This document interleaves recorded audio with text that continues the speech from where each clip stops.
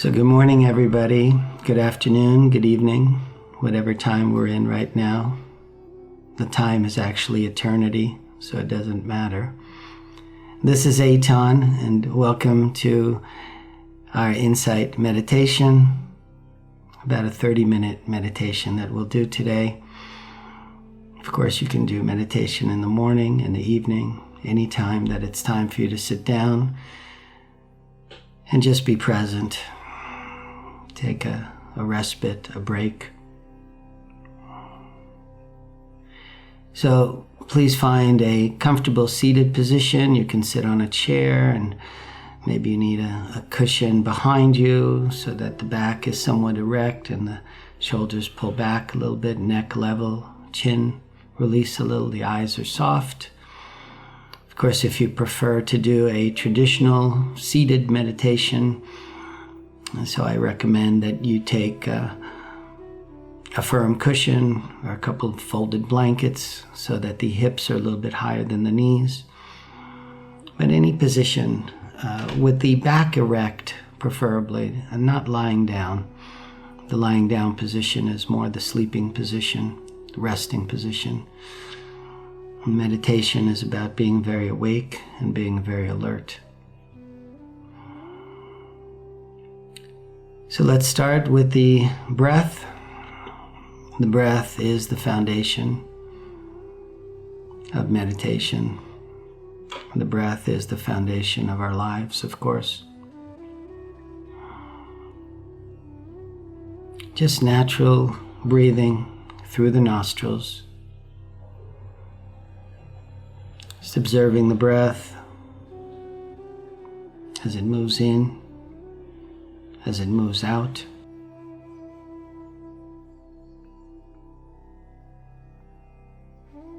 And we can start narrowing the focus of the mind to a small area between the opening of the nostrils and the upper lip. So that small band above the lip, if we bring our attention to that area, you'll notice as you draw the breath in, slight touch of the air on the outer rims of the nostrils, slight touch of the air on the sensitive membranes inside the nostrils.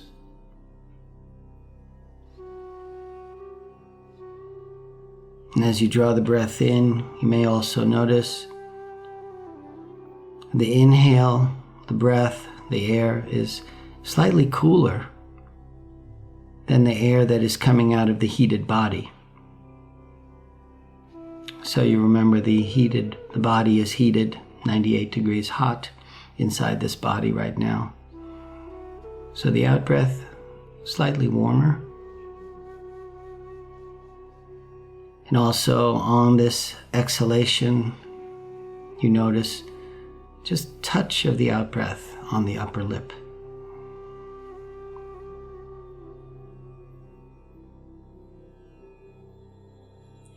And so this kind of very aware and very detailed breathing starts to really bring us into this moment, into this place, into this time.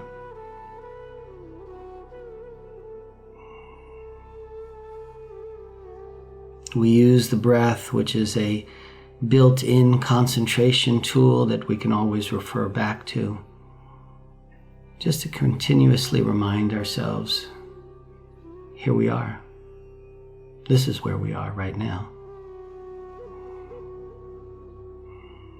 I'm just taking a breath here and in this place, and releasing the breath here in this place.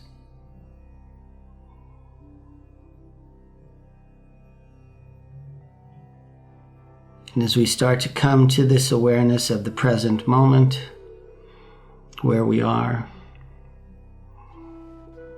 this can actually start to open up into what the mystics have called the eternal now. This timeless moment, this endless measureless moment, this present.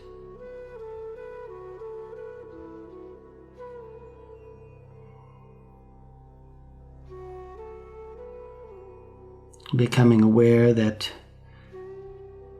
there is something that was always present before the so-called Big Bang. There's something that's continuously present behind all of the activity, all the busyness, behind our responsibilities and our duties and our roles and our identities.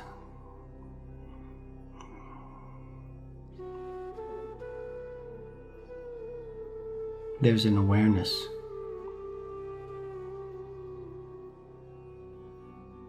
And into the future, beyond the future, beyond what we call eternity,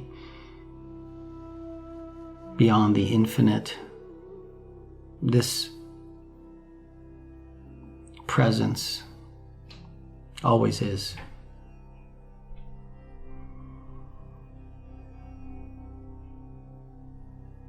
And so we use the breath as a foundational tool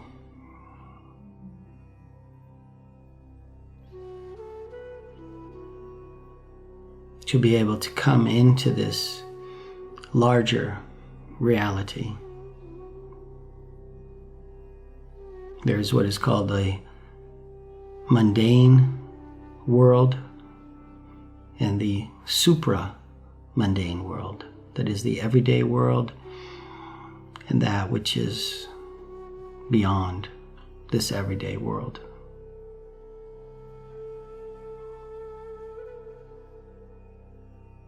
And the Buddha said, when you sit down for meditation, put aside all desires for the world and all aversions for the world. Put aside what you want and what you don't want, what you like, what you don't like. We try to put all that aside. Move into the supra-mundane, this ever-present awareness.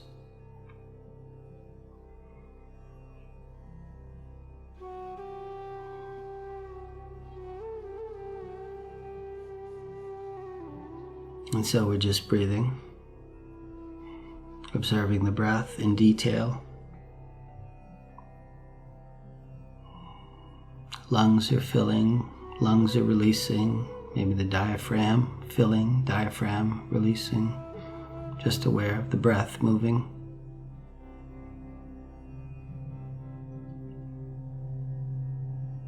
And we can start moving into what the Buddha called the four awarenesses. In a discourse called the Mahasatipatthana Sutta, that is the great discourse on the foundations of awareness, the Buddha, talking about the actual historical Gautama, the Buddha, 563 before the Common Era to 483 before the Common Era,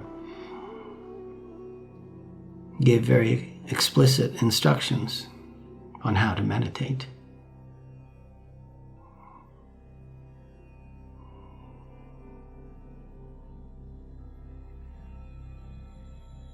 And so on the foundation of the breathing, we start moving into the first awareness.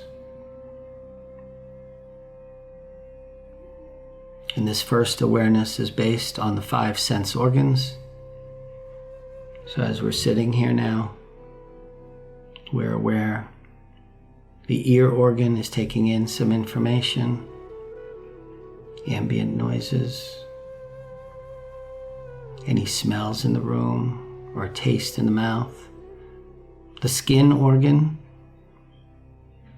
is taking in the sensation of even just the clothing on the skin, touch of the clothing on the skin, touch of the air on the sensitive tissues inside the nostrils.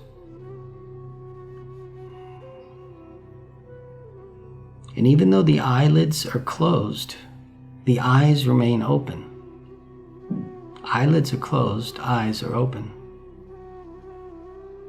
And you can actually look at the screen of your closed eyelids now.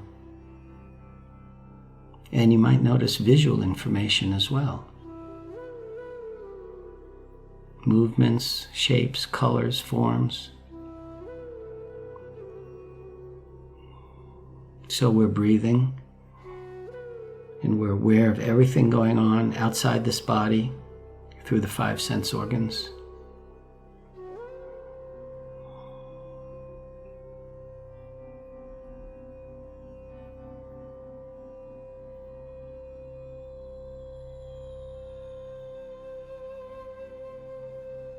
And there comes a time, the mystics report, when one hears a sound with the ear beyond the ear, celestial orchestras even, or one tastes at the back of the throat divine nectar,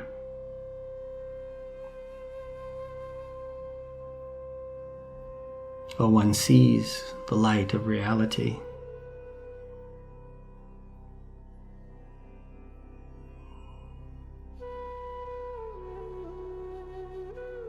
One smells celestial scents.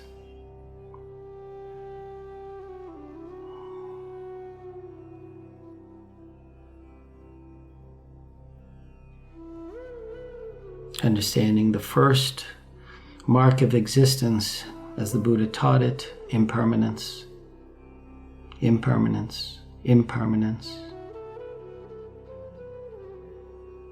All sensations that we're taking in through the 5 senses, any sensation, a sound, a sight, a smell, a taste, a feeling on the skin, all sensations impermanent, arising, passing away, arising, persisting, passing away. And we're just sitting in meditation here.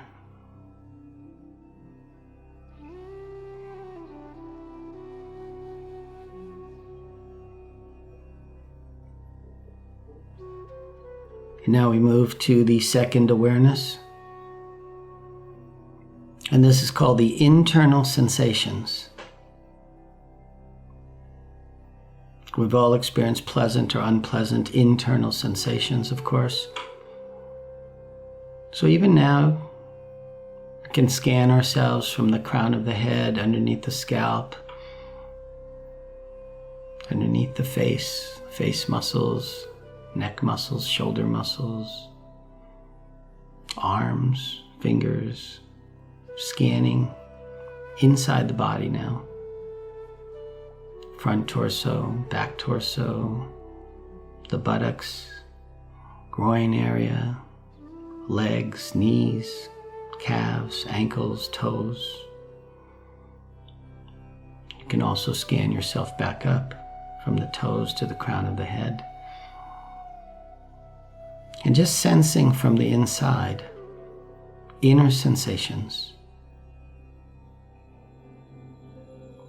Any stiffness, any ache, any little pain, tension, pressure on an organ, cramping, even hunger, thirst, palpitations of the heart, subtle movements, rib cage moving with the lungs, inflating and releasing. Any internal sensation you're aware of.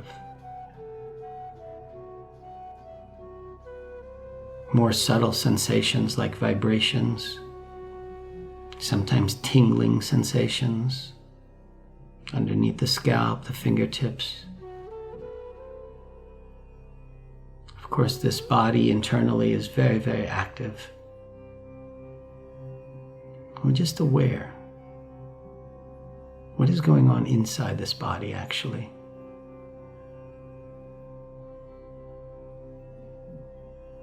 And so again, we're multitasking, breathing, moving into the mental realm. And the third awareness is called the state of mind. So that we know at any moment What is the state of my mind right now? And these are the general attributes of the mind at any moment.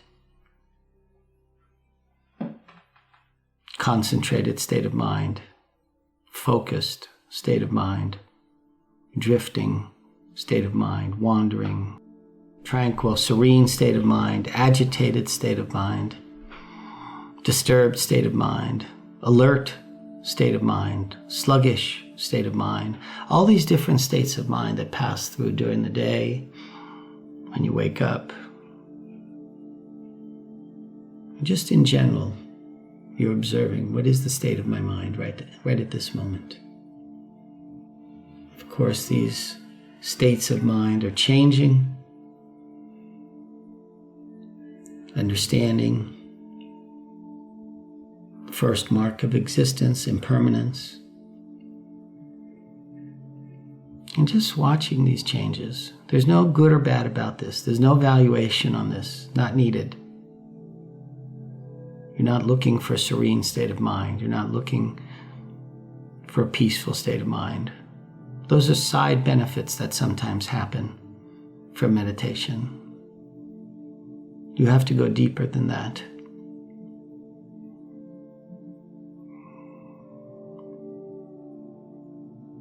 So whatever that state of mind is that we're in right now, whatever you're determined it is, you're just observing it. This is the higher mind, which has the ability to observe, the prefrontal cortex. We have the ability to observe ourselves, observing ourselves.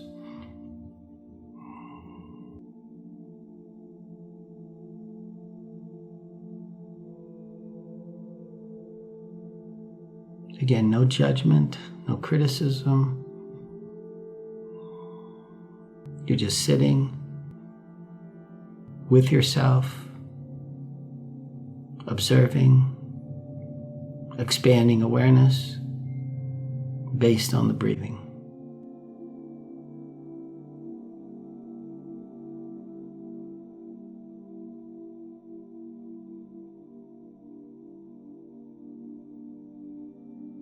And now we move to the fourth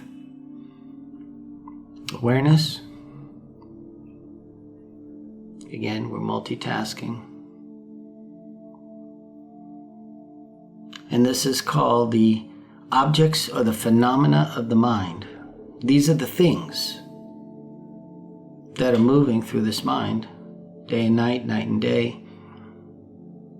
We're all familiar with these things, endless things, thoughts, ideas, feelings, emotions, judgments, criticisms, opinions, comments, associations. Things pop up out of the past, pleasant memories, nostalgic memories, or unpleasant, hurtful, painful memories pop up, and then associations into the future, our hopes, our plans, our expectations and fantasies, or our fears, anxieties, what I'll do after meditation, what I'll do tomorrow, next week, this summer, next winter. Endless things, traffic of things.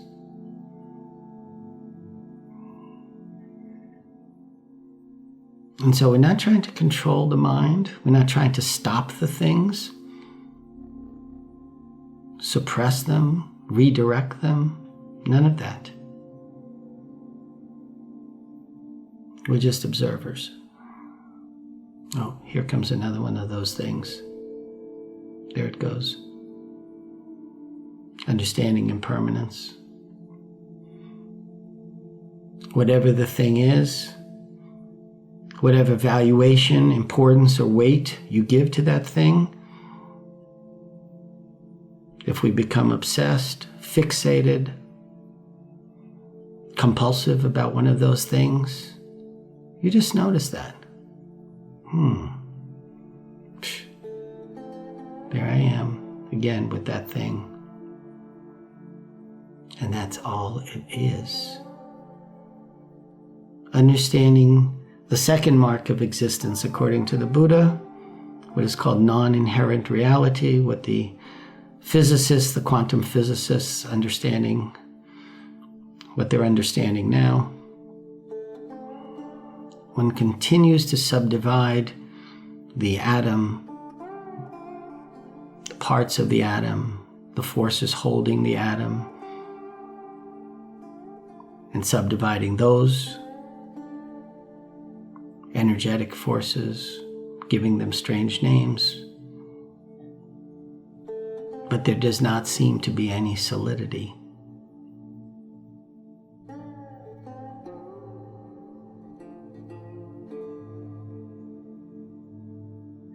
And with these things, thoughts, ideas, feelings, emotions, judgments, criticisms, opinions, associations, no inherent reality. No solidity, no foundational truth to them. Subdivide, subdivide, subdivide.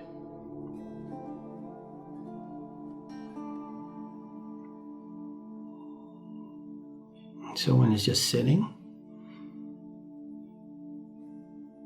and through kind of an impartial observation, one steps back from the freeway, observes the traffic as it moves, interesting shapes and forms and movements, and that's all they are. Again, if you get stuck with one of them, you just notice, whoops, just got stuck there. Come back to the breathing. You're aware of everything going on around you.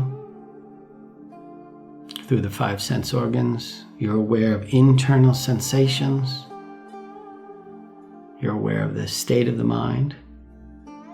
And you're aware of the next thing.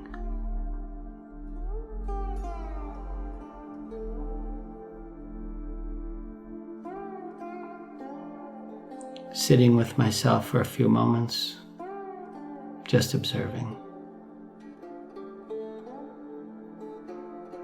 No good, no bad. If there's some bodily discomfort, you have to move a little bit, do so.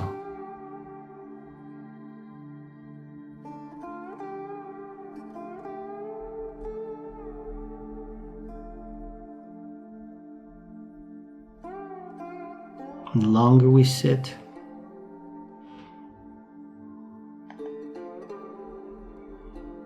things slow down. Things in the mind slow down. Whatever nervousness is going on, fidgetiness,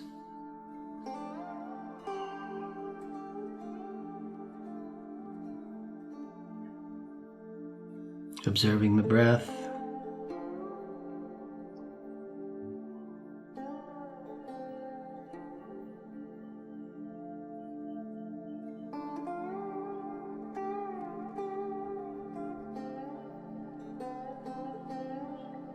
kind of a dynamic stillness,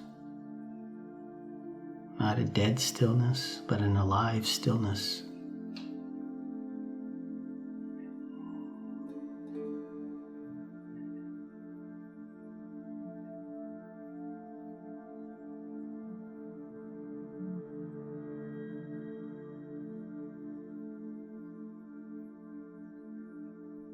Breathing and being aware in these 4 areas.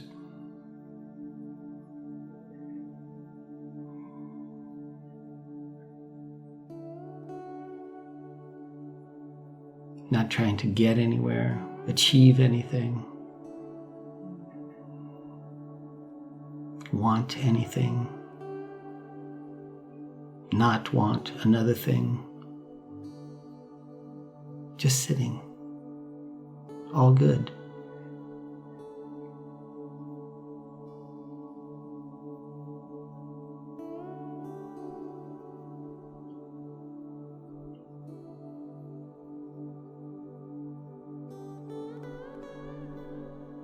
And as we practice this ancient technique,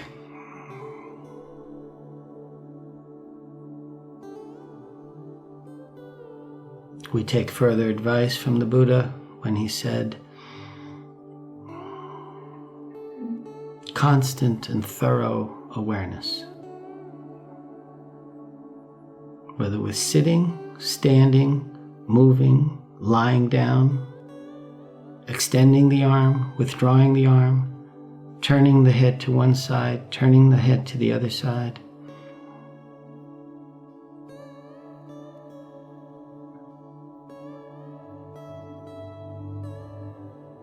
In any situation, in any circumstance, whether you're sitting at a restaurant, you're standing in the bank, driving the car, stopped at a red light, playing with a child,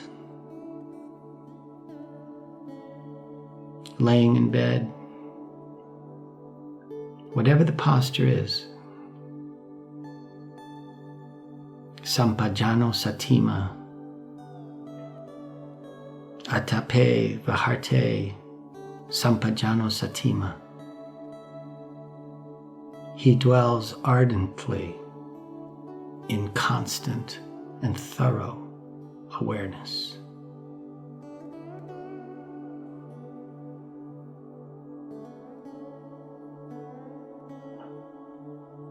Whatever the posture, whatever the position,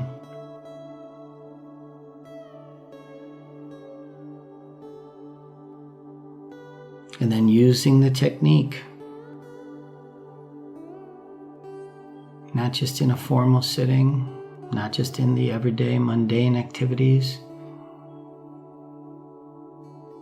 but starting to use the technique in the dream state,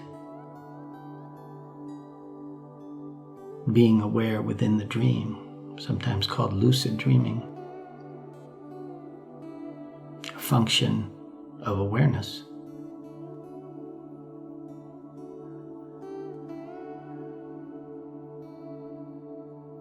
And then getting better with this awareness, more experience with this awareness, even in the deep sleep state, awareness.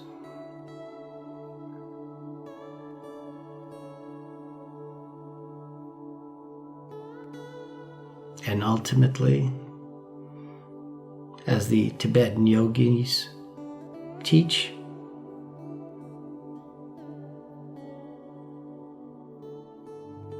awareness in the after-death state, in what is called the bardo state, the between state,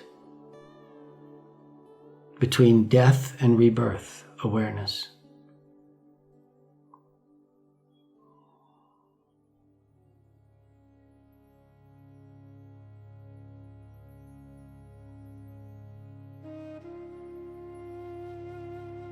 And using the technique of the breathing and the four awarenesses,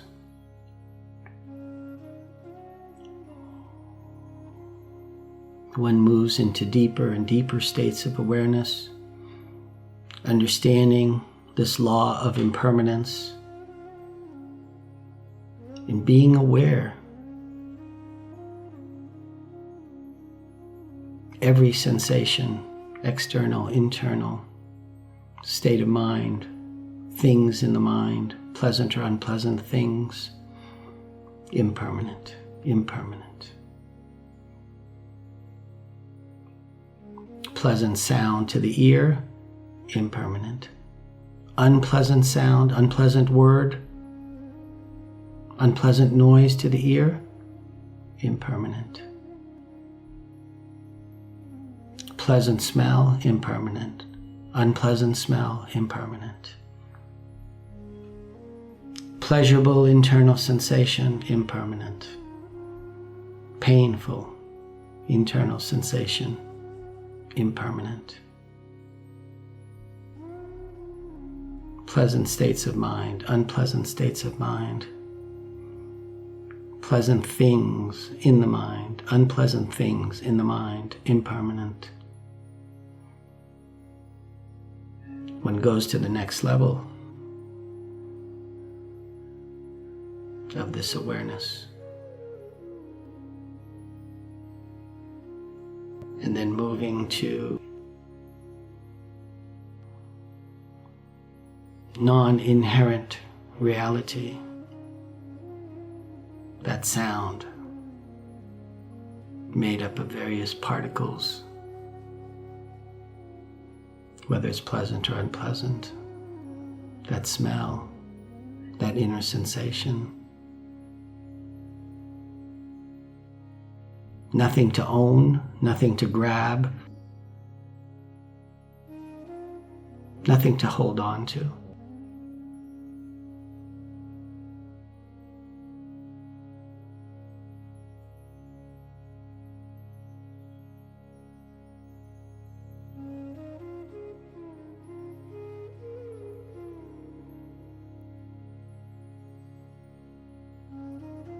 And then through this awareness, understanding the third mark of existence, suffering. Suffering based on the attachment to things that are impermanent and have no intrinsic reality. Trying to hold on to some pleasant thing, or trying to avoid some unpleasant thing, causes us suffering. Wanting that pleasant thing, not wanting that unpleasant thing.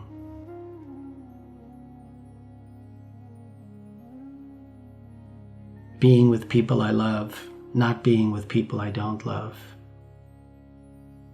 Getting what I want, not getting what I want. And attaching to those things.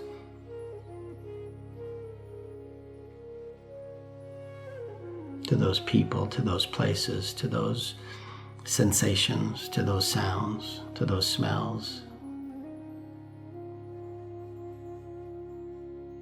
And so in this practice of meditation, you can see the different levels.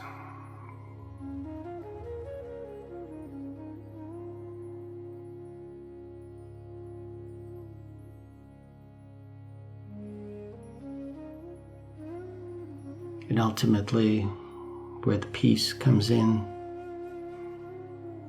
through this deep understanding, through these insights. They're not superficial moments of peace.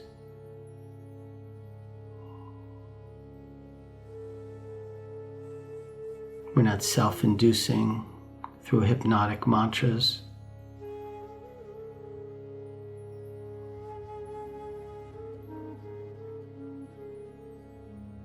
But through the release of attachments and ownership and grasping and avoiding things, understanding their impermanence, their non-inherent reality, and the suffering that they cause.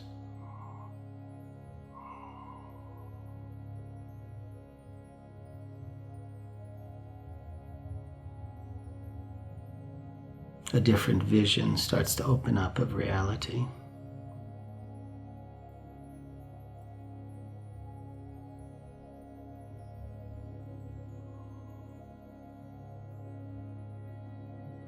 And in that vision, there's an emancipation. There's a freedom. There's a joy. There's a happiness. Well-being, health, abundance, creativity, endless possibilities, unlimited love.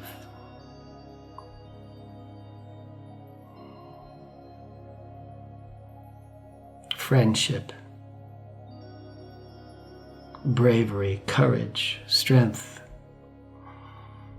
all of our deepest inherent qualities.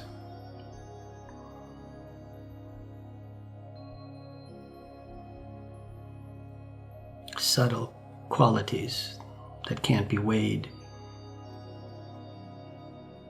or measured.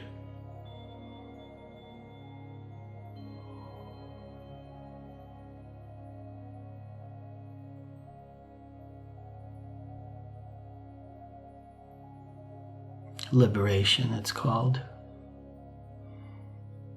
Liberation from suffering, liberation from fear,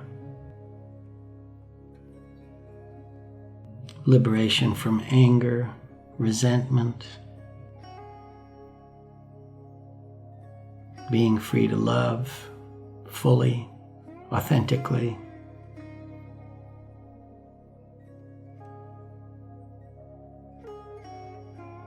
These are the benefits of awareness, full awareness, constant and thorough awareness.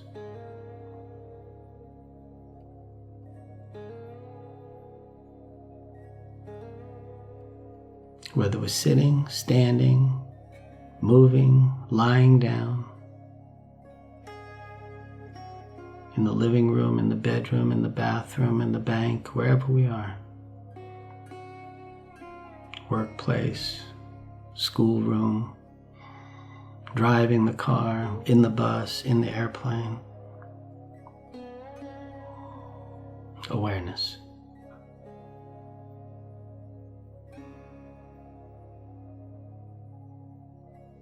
Awareness that never began, never will end, that we can continuously, at any time, access.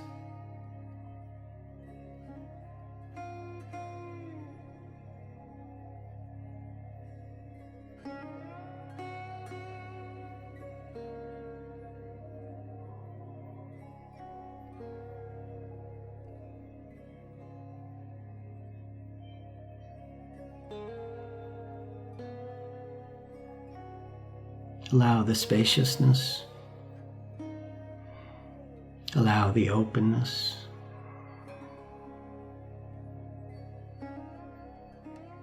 hover into it,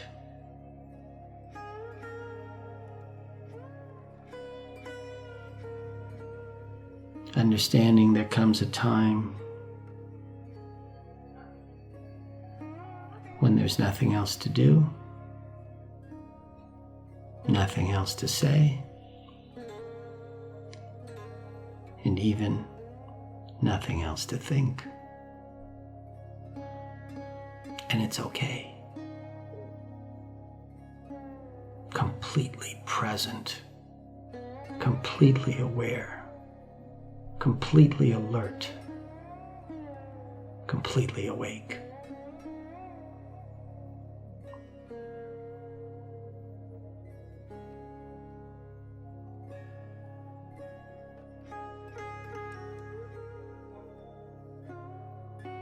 Just breathing,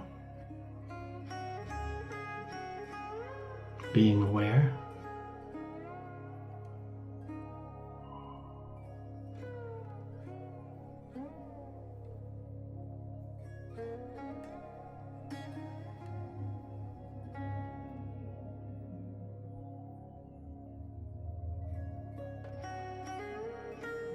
nothing complex about it. And yet, nothing simple about it either.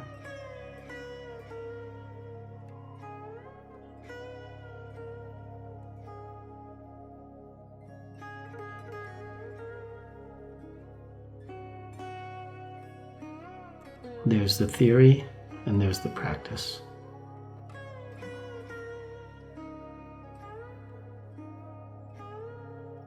You're applying the theory in the practice,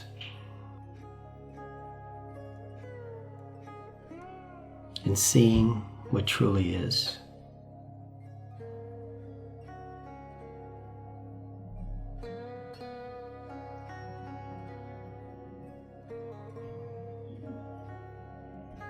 As Gandhi said, experiment with the truth.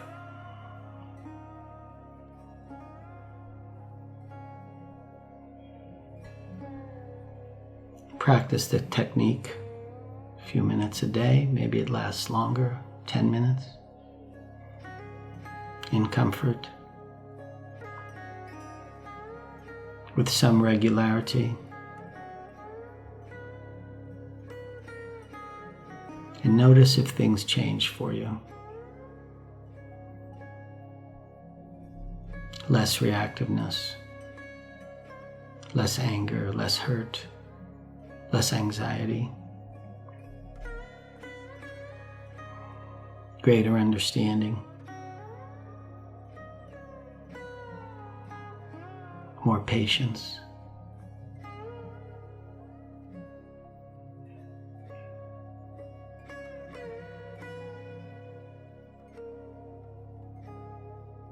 Constant and thorough awareness based on the breathing.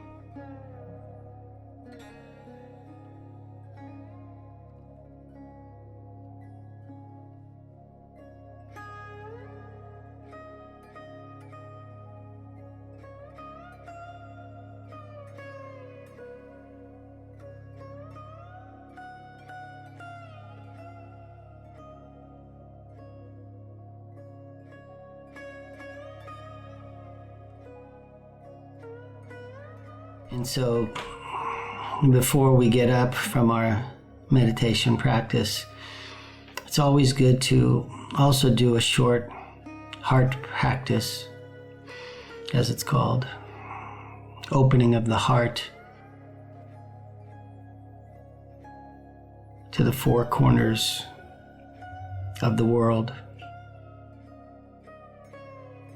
so that one sends compassion from one corner of one's heart throughout the world. One sends loving kindness from another corner of the heart throughout the world. One sends altruistic joy, that is, being happy for the happiness of another. One sends altruistic joy from another corner of the heart. And one sends equanimity from another corner of the heart. So that we're understanding this meditation practice is not just for my own self, for my own health and for my own well-being.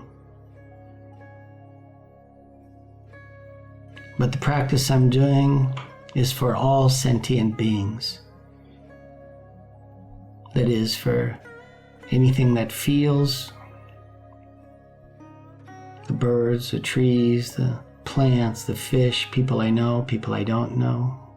It's a holistic practice we're doing here.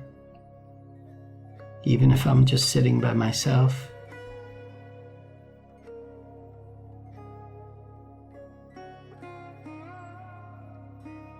And we remember, of course, to be grateful, full of thanksgiving, knowing that we have all the material goods that we need, and we have the immaterial goods that we need. That is the love and the trust and respect of friends and families and our pets and children and spouses. We're thankful. We understand the great good fortune that we have to be able to be sitting here in a quiet place together, doing a very high practice of meditation.